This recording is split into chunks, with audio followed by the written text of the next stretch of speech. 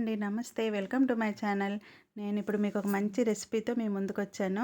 ఇది పాతకాలపు నాటి ఒక మంచి రెసిపీ అండి. దీన్ని ఉండలు బెసారు అంటాము మా స్టైల్‌లో. ఇగో గ్లాసుడు మినపప్పు అయితే మనం నానేసుకోవాలి.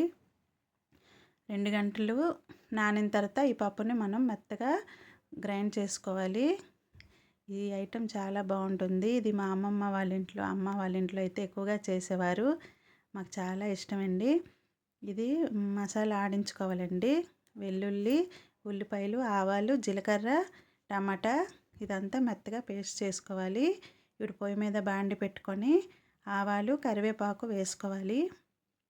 పోపు వేగాక మసాలాను ఇందులో వేసుకోవాలి. శుభ్రంగా ఈ మసాలా అయితే శుభ్రంగా వేగిపోవాలి. పచ్చివాసన మొత్తం పోతుంది. ఇందులో కొద్దిగా పసుపు, కారం వేసుకోవాలి. శుభ్రంగా ఈ ముద్ద అయితే వేగిపోతుంది. మనకి ఆయిల్ కొంచెం పైకైతే తేలుతుంది. ఈ రెసిపీ చాలా బాగుంటుందండి. మా శ్రీకాకుళం సైడ్ అయితే ఈ డిష్ని ఎక్కువగా చేసుకుంటాము. చూసారు కదా, ఈ మసాలాను ఇలా వేయించుకోవాలి. ఆయిల్ మనకి కనిపిస్తుంది. ఇప్పుడు మనం తగినన్ని వాటర్ వేసుకోవాలి.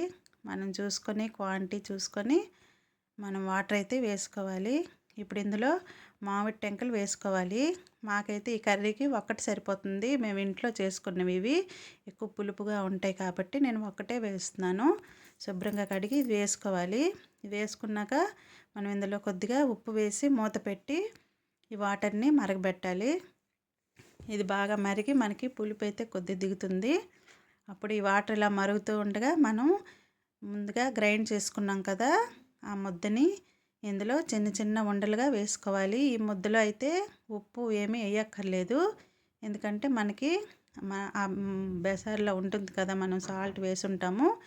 అదే దీనికి పీల్చుకుంటాయి ఉండలు అయితే. ఇది నీళ్ళు మరుగుతుండగా ఈ చిన్న చిన్న ఉండలుగా వేసుకోవాలండి. వడియాల్లా చిక్కుకోవాలి. దీన్ని మా సైడ్ అయితే ఇలా ఉండలు బెసారు అంటాము. ఇలా అయితే చిన్న చిన్న వేసుకున్నాక మనం 1 నిమిషం వేసిన తర్వాత కదపకుండా ఉంచుకోవాలి. మొత్తం ముద్దనైతే ఇలా వేసుకోవాలి. ఈ రెసిపీ అయితే మా శ్రీకాకుళం సైడ్ అయితే ఎక్కువగా చేస్తాము. మా కోమట్ల ఇంట్లో అయితే ఎక్కువగా అవుతుంది. అమ్మమ్మ వాళ్ళు, నానమ్మ వాళ్ళు ఎవరింట్లో ఉన్నా వాళ్ళకైతే ఈ రెసిపీ తెలుస్తుంది. మీలో ఎంతమందికి తెలుసు ఇది చేస్తుంటారో నాకు కామెంట్ సెక్షన్లో కామెంట్ చేయండి. ఇది కొద్దిగా మనం ఇలాగా కొంచెం కలుపుకోవాలి. కొద్దిగా కలుపుకున్న తర్వాత మనం దీన్ని మూత పెట్టేసి అయితే ఉంచుకోవాలండి. ఇంకొద్ది పోతే మూత తీసి చూస్తే ఆ ఉండలు అనేవి కొద్దిగా ఉడుకుతాయండి, కొద్దిగా ఉబ్బుతాయి కూడా. మనం ఇప్పుడు కొద్దిగా సాల్ట్, కారం అది చూసుకొని ఏదైనా చాలకపోతే కొద్దిగా వేసుకోవచ్చు. దీంతోనే మనం అన్నం మొత్తం తినేయచ్చు. దీని కాంబినేషన్గా అప్పడాలు అయితే మేము కాల్చుకుంటామండి. కాల్చుకొని అన్నంతో తింటాము. చూసారు కదా, యమ్మీ యమ్మీ ఉండలు బెసారు అయితే రెడీ అయిపోయింది.